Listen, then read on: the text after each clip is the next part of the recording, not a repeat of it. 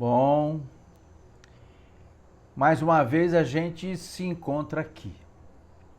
Mais uma vez quero contar a história, porque eu gosto de contar história e hoje eu vou contar a história de uma pessoa que tinha uma cruz muito pesada. Tinha uma pessoa que tinha uma cruz muito pesada e ela tinha que levar essa cruz durante a sua jornada. E tinha mais pessoas junto com ela, todo mundo cada um com a sua cruz.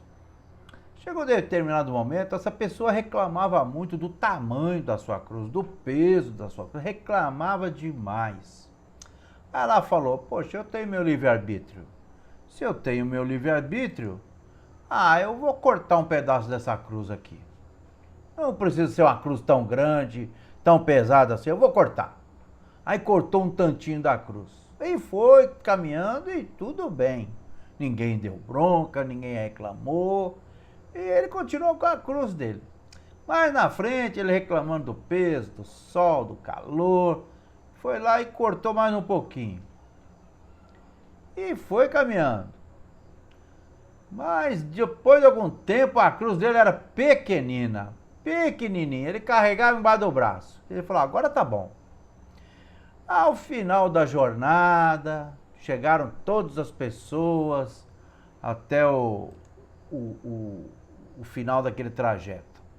E lá encontraram o paraíso. E no paraíso, os anjos do Senhor, recepcionando os caminhantes. Só que para chegar do final da jornada para o paraíso, tinha um abismo. Tinha uma vala enorme. Não dava para pular. Aí o anjo do outro lado orientou as pessoas. Olha, parabéns, vocês chegaram aqui. Olha, cada um vai pegar a sua cruz, vai colocar aqui e vai fazer a cruz uma ponte. É o tamanho certinho do abismo aí, da vala. Mas cada um usa a sua própria cruz. Todo mundo colocou a cruz lá e passou por cima daquele obstáculo e chegaram no paraíso e tal. E o nosso amigo, com aquela cruz pequenininha, olhou para o anjo olhou para ele.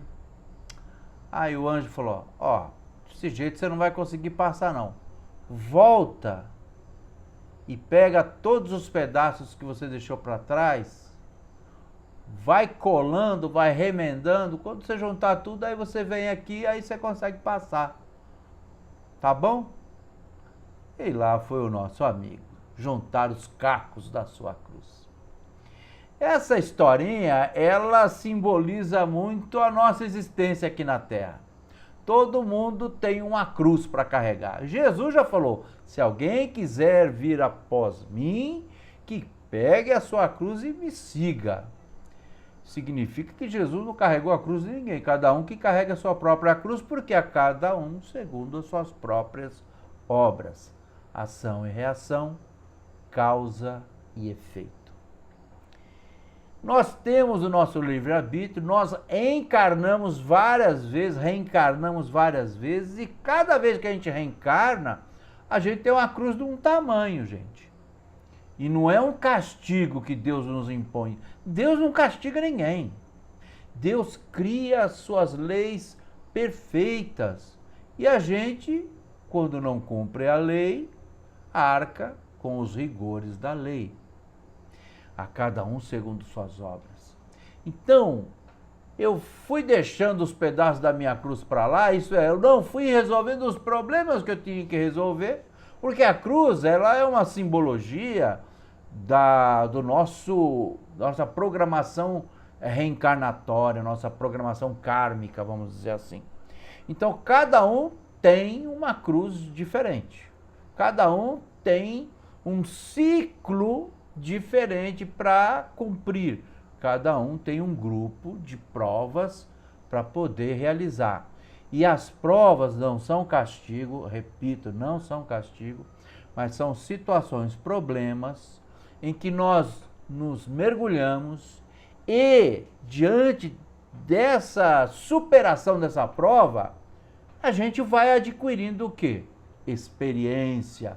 A gente vai adquirindo musculatura espiritual, vamos dizer assim, a gente vai adquirindo a nossa evolução.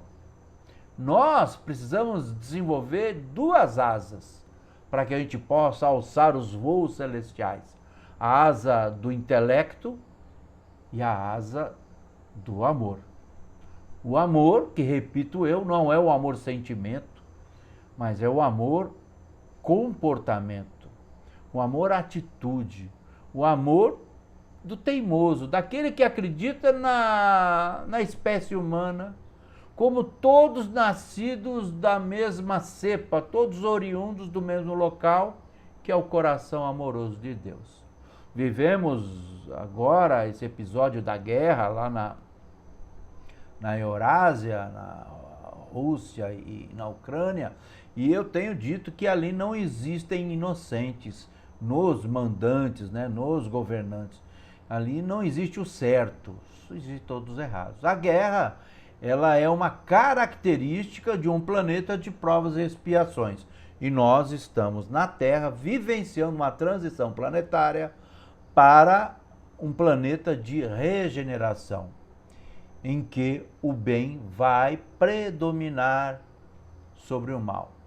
Pelos cálculos dos exegetas espíritas, pelos cálculos da obra complementar que Chico Xavier nos trouxe, complementar a obra de Kardec, nós estaremos em pleno estágio de regeneração lá pelo ano 2057. Então tem uns 35 anos pela frente aí, nada que seja algo, né, intransponível.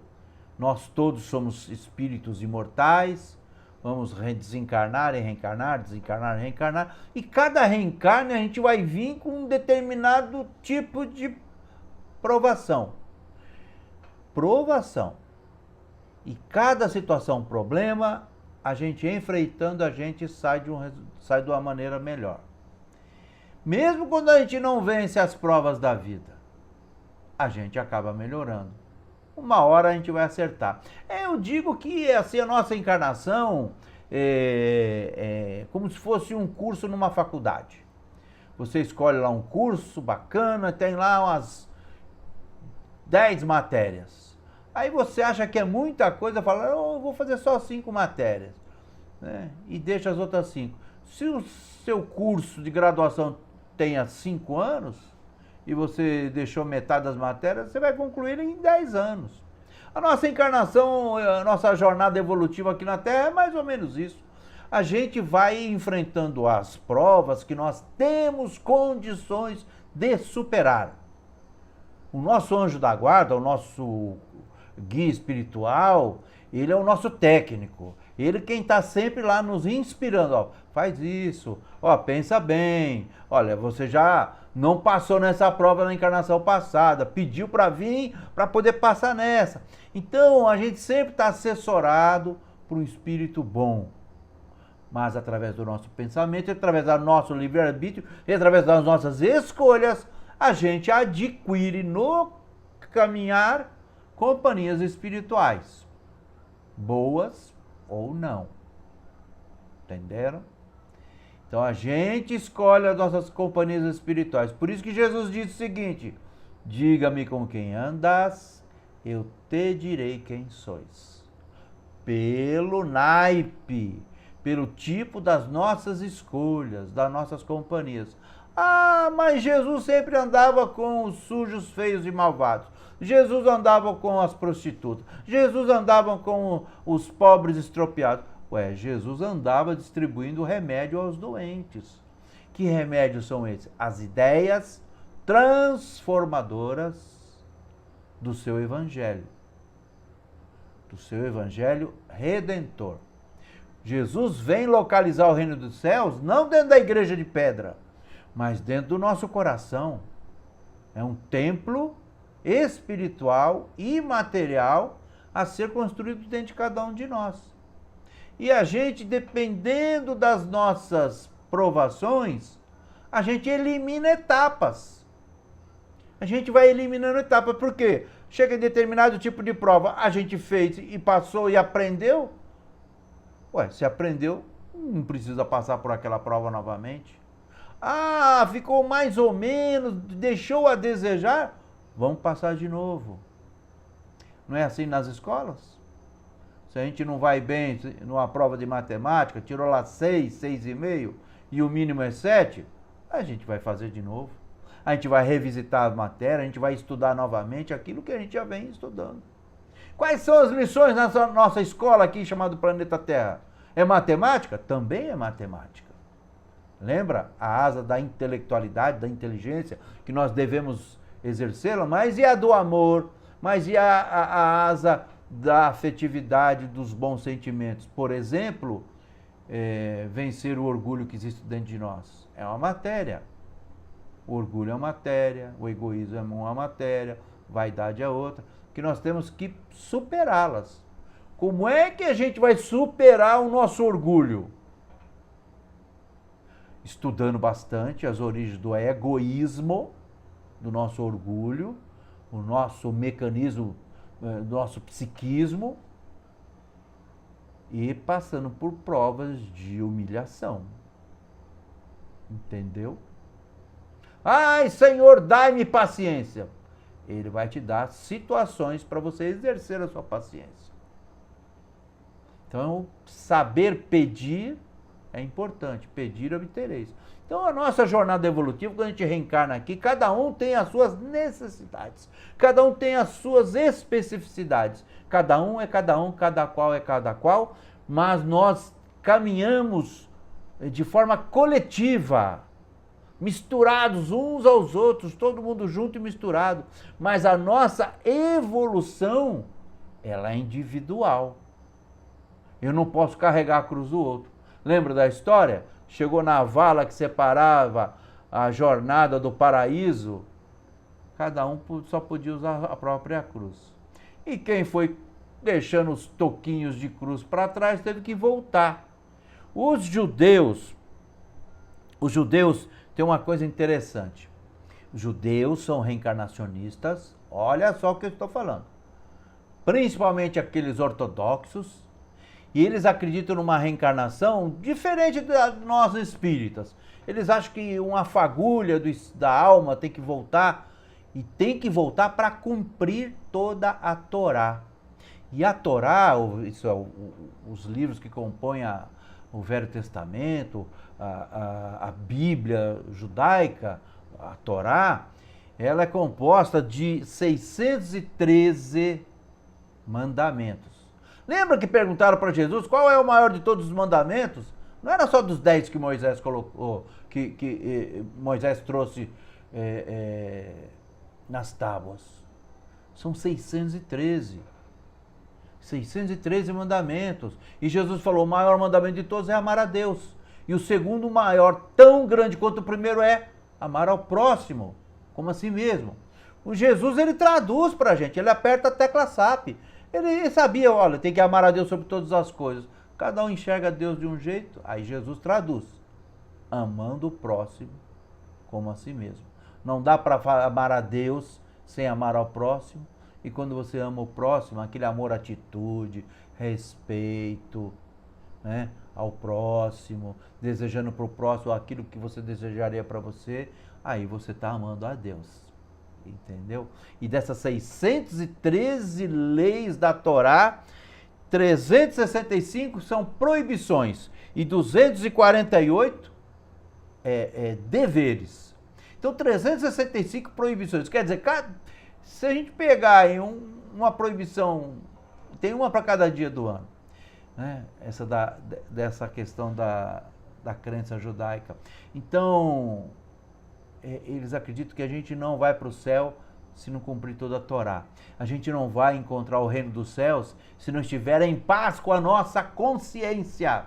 Em paz com a nossa consciência. Enquanto existir ali culpa desta encarnação ou de encarnações passadas, nosso psiquismo vai exercer os mecanismos de cobrança. É de tirar o sono. Por isso, o remédio maravilhoso do esquecimento das vidas passadas, que é um esquecimento temporário, porque quando a gente desencarna, a gente vai lembrando de pouco em pouco. Graças a Deus, a gente não se lembra muito daquilo que fez em encarnações passadas.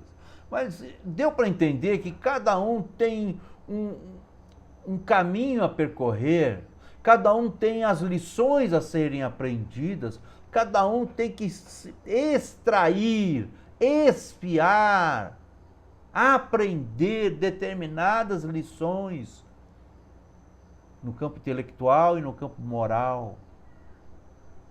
Por isso a história, que cada um tem a sua cruz. E pode tirar um pedacinho dela. Mas chega lá na frente, não vai passar, não vai dar o calibre, não vai dar aquilo que é necessário. Volta e pegue o pedaço da sua cruz. Como Jesus falou, antes de ir ao templo fazer a sua oferenda a Deus, volta e reconcilia-te com teu irmão. Porque esse é o sacrifício mais agradável a Deus. Entenderam? Se você acha que a sua cruz é muito pesada, se você acha que o conjunto de provações, de expiações que você está passando na sua existência, procure entender por que isso. Tem um motivo. Deus não está castigando ninguém. A causa está em nós. Se a causa das nossas dificuldades está em nós, a causa da nossa superação também está em nós. Ergue, carrega a tua cama e vai. O Evangelho de Jesus é um evangelho de movimentação, de ir e caminhar, de abrir as portas, de vigiar e orar, de perdoar inquestionavelmente, de amar de forma contundente, amar na expressão ágape da palavra amar, de reconhecer no outro o mesmo filho, filha de Deus que somos cada um de nós. A guerra é um sinal da nossa pequenez espiritual. Vibremos para que Jesus inunde o planeta Terra com ondas de amor e de paz. E a paz de Jesus é uma paz operosa, de ir, reconciliar e não errar mais. Tá bom? Fiquem com Deus.